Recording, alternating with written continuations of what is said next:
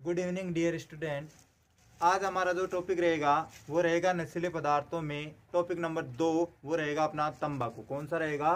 तंबाकू। तो देखिए तंबाकू होता क्या है। ठीक है कि तंबाकू जो है उस पादप का नाम क्या, बॉटनिकल नेम क्या उस पादप का, और वो कैसे प्राप्त किया जाता है तंबाकू। ठीक है, तो देखिए तंबाकू पादप का जो बॉटनिकल नेम है वो है निकोटिएना टोबेकम। कौन सा है? निकोटिएना टोबेकम। तंबाकू पादप का नाम क्या है? निकोटिएना टोबेकम। ये तो बात हुई इसके बॉटनिकल नेम की। फिर बात आती है कि इसका कुल कौन सा है, कि कौन से कुल का ये पादप है। ठीक है ना, निकोटिएना टोबेकम जो है पादप वो कौन से कुल का है? तो वो कुल है इसका सोलेनेसी। कुल सोलेनेसी। ठीक है, अब बात आ गई, क्वेश्चन बन रहा है यहाँ पर कि तंबाकू पादप का वैज्ञानिक नाम क्या है? निकोटिएना टोबेकम। किस कुल का पादप है? कुल सोलेनेसी का पादप है। अब किससे प्राप्त किया जाता है? ठीक है ना, तो इस पादप की पत्तियों से ये क्या किया जाता है? प्राप्त किया जाता है कि पत्तियों से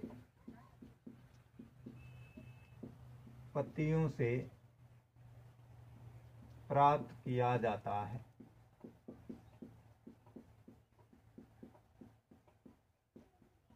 ठीक है, अब देखिए कि जो ये निकोटिएना टोबेकम पादप जो है इसके अंदर कितने प्रतिशत एल्केलॉइड पाए जाते हैं। ठीक है ना, तो इसके अंदर 1 से 8% तक निकोटीन नामक एल्केलॉइड पाया जाता है। कितना प्रतिशत? 1 से 8%।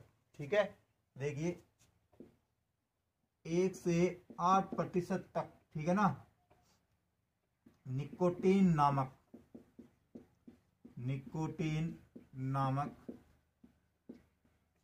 एल्केलॉइड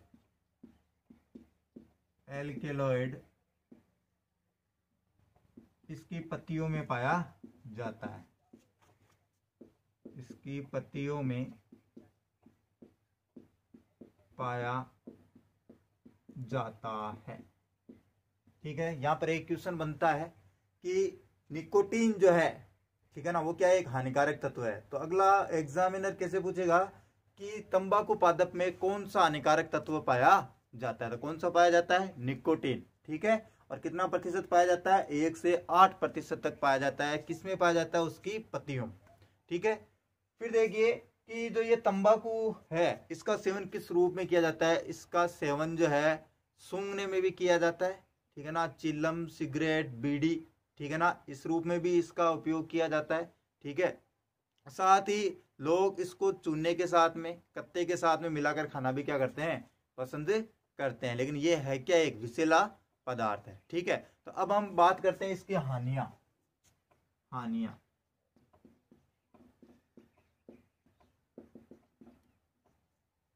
नंबर 1 कि जो भी व्यक्ति, ठीक है ना, तंबाकू का सेवन करता है उसे गले का कैंसर हो सकता है, मुंह का कैंसर हो सकता है, फेफड़ों का कैंसर हो सकता है, साथ ही जीभ का कैंसर भी हो सकता है। यानी कि इससे कई प्रकार के कैंसर हो सकते हैं। तो पहला पॉइंट यही है कि कई प्रकार के कैंसर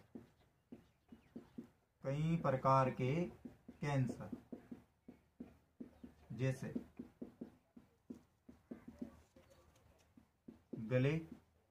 गले का कैंसर, मुंह का, जीभ का तथा फेफड़ों का कैंसर।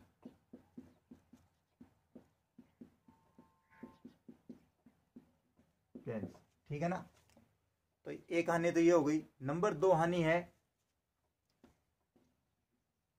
कि जो गर्भवती महिलाएं होती है वो क्या करती है? तंबाकू का यदि सेवन करती है तो उसके जो भ्रूण के विकास की जो गति है वो क्या हो जाती है? मंद पड़ जाती है। यानी कि फिर जो उसके गर्भ में पड़ रहा जो बच्चा होता है उसके विकास की दर क्या हो जाती है? घट जाती है। ठीक है, तो दूसरा हो जाएगा गर्भवती महिलाओं के द्वारा तंबाकू का सेवन करने पर, तंबाकू का सेवन करने पर उनके भ्रूण के विकास की गति मंद हो जाती है, मंद हो जाती है। तो देखिए, आपने सुना भी होगा और देखा भी होगा कि ज़्यादातर जो गर्भवती महिलाएं होती है उनके बच्चा जो जन्म लेता है वो 9 महीने के अंदर ले लेता है या 9 महीने पूरे होने पर लेता है। लेकिन कुछ केसेस ऐसे होते हैं जिनमें बच्चा जो जन्म लेता है 10वें महीने में लेता है या पूरे 10 महीने का समय लेकर लेता है। तो वो इसी कारण होता है, जब जो महिलाएं तंबाकू का सेवन करती है तो उनके भ्रूण के विकास की जो दर है वो कैसी हो जाती है, मंद पड़ जाती है। ठीक है, फिर देखिए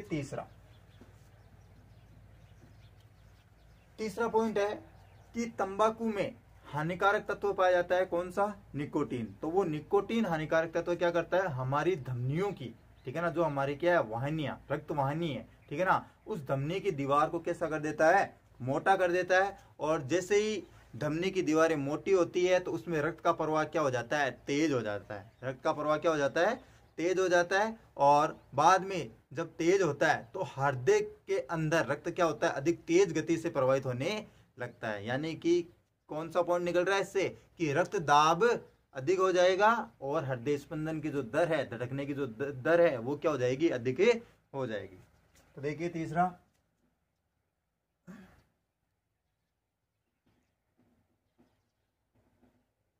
तंबाकू में उपस्थित निकोटीन धमनियों की दीवारों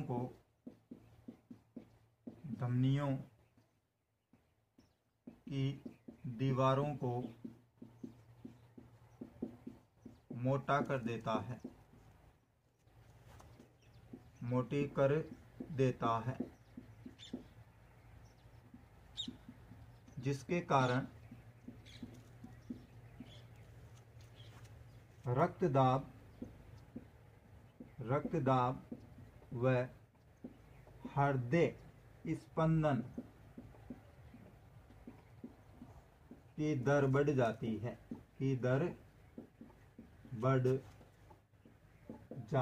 है,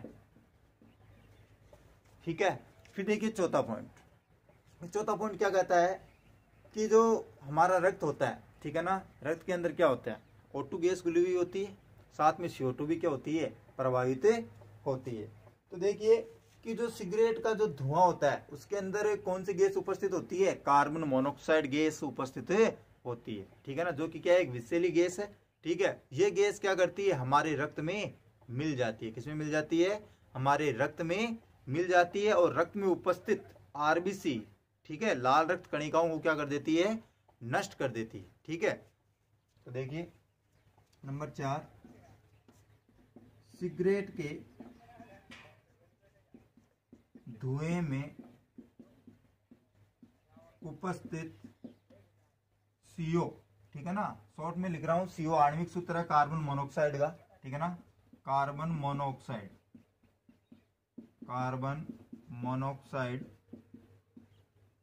ठीक है। कार्बन मोनोऑक्साइड क्या करेगी, RBC को, लाल रक्त कणिकाओं को नष्ट कर देगी, और रक्त के जो परिवहन की क्षमता होती है, ठीक है ना, रक्त सभी पदार्थों को लाने और ले जाने का काम करता है, ठीक है ना, तो रक्त के परिवहन की क्षमता को क्या कर देगी, कम, नष्ट कर देगी, तथा रक्त परिवहन की क्षमता कम हो जाएगी। रक्त परिवहन की क्षमता क्षीण हो जाएगी।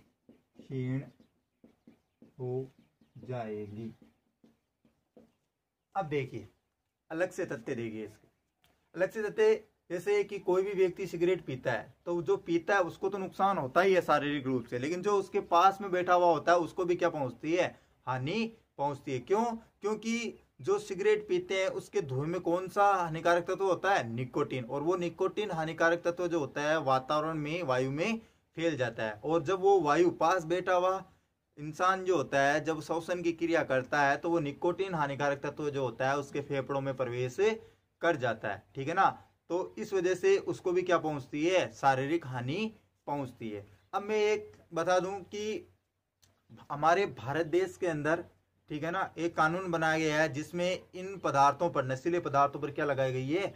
रोक लगाई गई है। फिर भी देखने को मिलता है कि लगभग प्रति वर्ष 60 लाख व्यक्ति जो होते हैं इनके सेवन से या तंबाकू के सेवन से क्या हो जाती है? उनकी मृत्यु हो जाती है। जिनमें 50 लाख व्यक्ति ऐसे होते हैं जो प्रत्यक्ष रूप से इसका क्या करते हैं? सेवन करते हैं। और 10 लाख ऐसे व्यक्ति होते हैं जो अप्रत्यक्ष रूप से इसका क्या करते हैं? सेवन करते हैं और उनकी असामयिक रूप से क्या हो जाती है? मृत्यु हो जाती है। तो ये तो था अपना तंबाकू का मैटर। अब हम पढ़ेंगे मदिरा यानी कि शराब, ठीक है।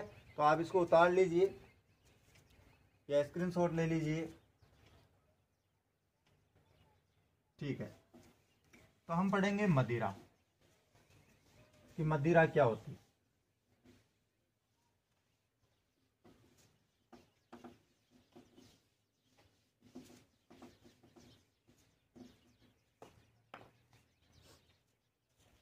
मदिरा, शराब।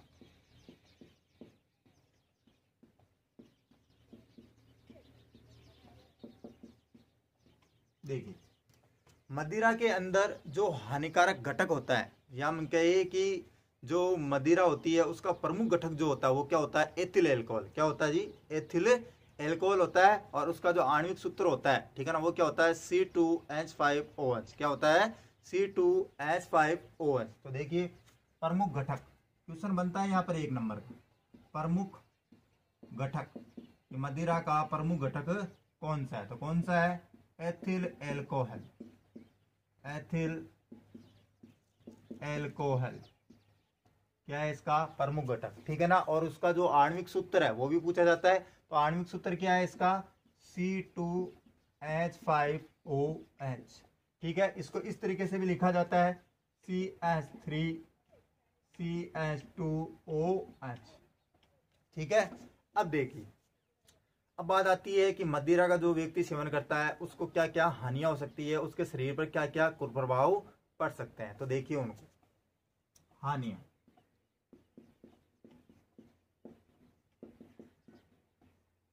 नंबर 1 कि जो व्यक्ति मदिरा का सेवन करता है, ठीक है ना, तो जब वो एथिल एल्कोहल यानी कि एल्कोहल जैसे ही रक्त में मिलती है तो वो रक्त उसको कहाँ लेकर जाएगा? यकृत के अंदर। कहाँ लेकर जाएगा? यकृत के अंदर लेके जाएगा। और यकृत उसको किस में बदल देगा? जो अधिक मात्रा होती है ना एथिल एल्कोहल की, शराब की जो अधिक मात्रा होती है उसको किस में बदल देगा? एसिटाल्डिहाइड में बदल देगा, ठीक है। जो कि क्या होता है? एक विषैला पदार्थ होता है। देखिए नंबर 1 आनी कि रक्त में उपस्थित एल्कोहल यकृत में पहुंचता है, यकृत में पहुंचता है तो यकृत उसे एसिटाल्डिहाइड एसिटाल्डिहाइड में बदल देता है, जो कि एक विषैला पदार्थ होता है, जो कि विषैला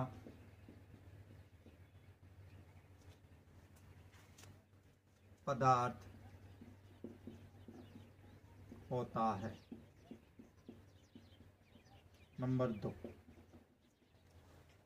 अब देखिए, जो कोई भी व्यक्ति मदिरा का सेवन करेगा उसके परिवार की स्थिति अच्छी नहीं रहती है, यानी कि उसकी आर्थिक स्थिति क्या हो जाती है? कमजोर हो जाती है। और जो उसकी समाज में इज्जत होती है वो भी क्या होती है? कम ही होती है। तो दूसरा पॉइंट क्या बनेगा कि सामाजिक प्रतिष्ठा को ठेस पहुंचती है। सामाजिक प्रतिष्ठा को ठेस पहुंचती है तथा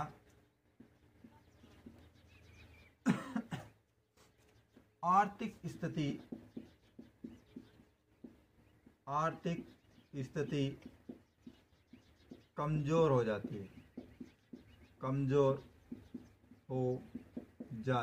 है। अब नंबर 3 कि जो भी व्यक्ति एल्कोहल का सेवन करता है उसके सामंजस्य करने की जो क्षमता होती है वो क्या हो जाती है, कम हो जाती है। ठीक है ना, यानी कि वो सामंजस्य तालमेल नहीं बैठा पाता है, जिसके कारण दुर्घटना घटने की क्या रहती है, संभावना रहती है। फॉर एग्जाम्पल कि कोई भी व्यक्ति शराब पीकर ड्राइविंग करता है, ठीक है ना, तो वो उस वाहन के और अपने बीच में अपने वाहन के, ठीक है ना, दूरी को वो समन्वित नहीं कर पाता है, फलस्वरूप क्या घट सकती है, दुर्घटना घट सकती है। तो सामंजस्य नहीं बना पाता है वो। तो अगला पॉइंट यही होगा। तीसरा पॉइंट अपना कि नियंत्रण व सामंजस्य नहीं बैठा पाता है, जिसके कारण दुर्घटना घटने की संभावना होती है। दुर्घटना घटने की संभावना होती है। फिर देखिए नंबर 4 कि जो भी व्यक्ति एल्कोहल का सेवन करेगा उसकी याददाश्त जो है वो क्या हो जाएगी, कमजोर हो जाएगी। ठीक है ना, और उसका जो तंत्रिका तंत्र है वो भी क्या हो जाएगा, प्रभावित हो जाएगा। यानी कि स्मरण क्षमता में कमी आएगी और तंत्रिका तंत्र क्या होगा, प्रभावित होगा। स्मरण क्षमता में कमी तथा तंत्रिका तंत्र कमजोर हो जाता है। यानी व्यक्ति जो मदिरा का सेवन करता है वो बार बार बातों को क्या करने लगता है, बोलने लगता है। ठीक है, फिर देखिए जो अपना अगला टॉपिक रहेगा कि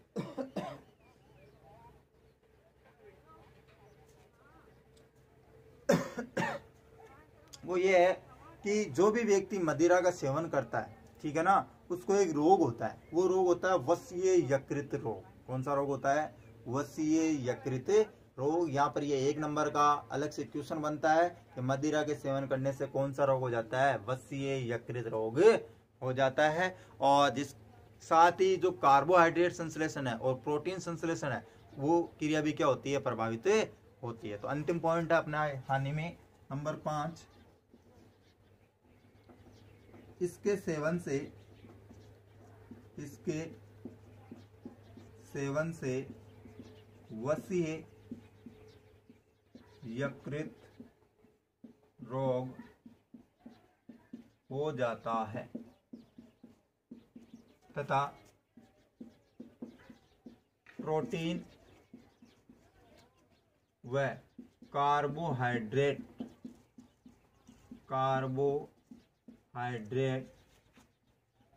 के संश्लेषण की क्रिया प्रभावित होती है।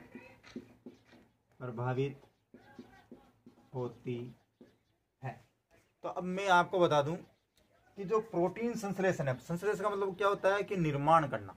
क्या होता है संश्लेषण का अर्थ, निर्माण करना। जब हमारे शरीर में प्रोटीन नहीं बनेगा तो हमारे जो हड्डियां होती है उनकी मरम्मत का कार्य नहीं हो पाएगा। तो प्रोटीन का एकमात्र कार्य क्या है कि टूटी हुई हड्डियों की क्या करना, मरम्मत करना। और कार्बोहाइड्रेट क्या है कि ऊर्जा जो सबसे ज्यादा होती है वो किसमें होती है, कार्बोहाइड्रेट में होती है। ठीक है ना, 100% कह दो आप चाहे। ठीक है ना, तो कार्बोहाइड्रेट में सबसे ज्यादा ऊर्जा होती है और ये कार्बोहाइड्रेट क्या है, भोजन का एक प्रमुख घटक है। तो आज के लिए इतना ही, अगली क्लास में मिलेंगे हम। धन्यवाद।